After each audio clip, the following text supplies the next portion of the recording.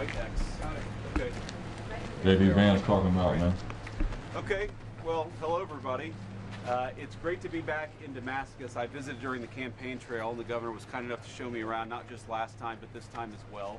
As you all know, I love the Appalachian region of our country, especially this particular part.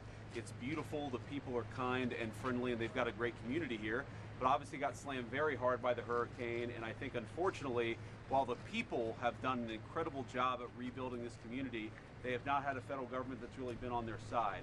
I've heard so many stories just in the last hour that I've been on the ground of federal agencies that have not developed and deployed the resources necessary, of federal bureaucrats that have been a barrier as opposed to a facilitator of some of the federal resources. And I think the country has decided collectively that we want to help the regions of our country that were devastated by this flood. So why are the bureaucrats not doing the American people's will and frankly holding up some of the aid here?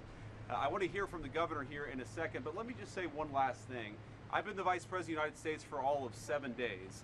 This is, I think, my 7th day on the job, and this is an incredible place to have my first official trip.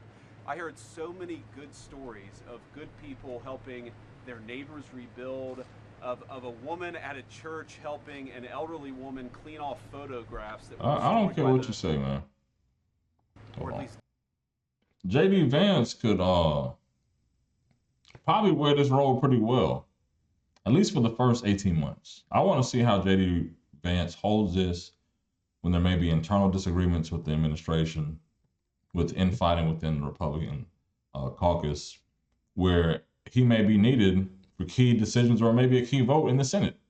You never know what can happen or how this could play out, because we've seen how Mike Pence has become the enemy of the Republican state, but JD Vance right now he's doing what he's got to do, looking like America's dad, right? He's looking like an American dad, if anything, right? I don't see a younger Donald Trump. I see someone who's like, listen, I'm just gonna ride the fence, ride the wave, and hopefully I don't get the same treatment Pence got. He just out here to do his job. Damaged by the flood, of people who have volunteered their time, have come out of retirement, volunteered and donated their money to help people rebuild or fix houses. This is just an incredible place with incredible people, and I'm honored to be the Vice President of a country that's as kind and generous as the people here in Damascus. So we're going to try to make sure the federal government does right by them. See, here's the thing I want to know now too, because Vice President Vance said something not really alarming, but we kind of knew that the federal government, the government as a whole, it has processes and the payments are delayed, especially when it gets time to recovery or time for recovery. But if President Trump is going to give all the resources back to the states for natural disasters, what does that amount of money look like? Is it like $2 trillion to the side just in case of a disaster and you have to declare an emergency and the president has to do it to release the funds? Can you do it if, the state could go bankrupt?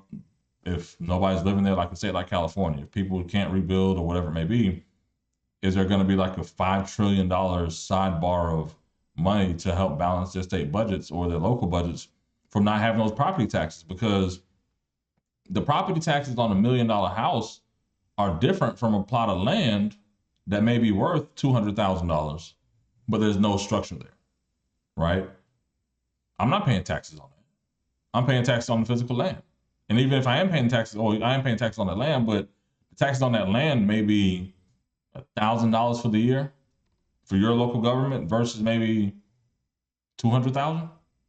So that loss will be felt by the local governments, but does that account into the disaster fund that the federal government will give to the states to say, hey, handle your cyclones and your tornadoes in Oklahoma. Here's the money. If you have citrus canker or hurricanes or any natural disaster or anything that comes through to ruin your crops or your livelihood in the state, your roads included, here's the money. I don't know if that's the best bet.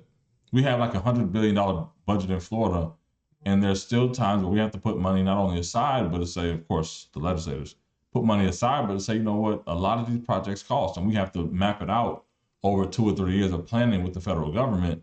We can't just say, hey, we're going to offset, do this one time and call it a day.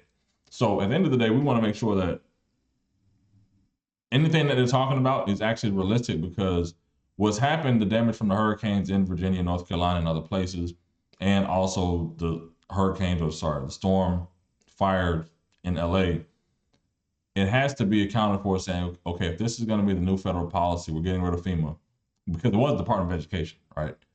But if we're getting rid of FEMA, how is it going to make sure that the states are still solve it?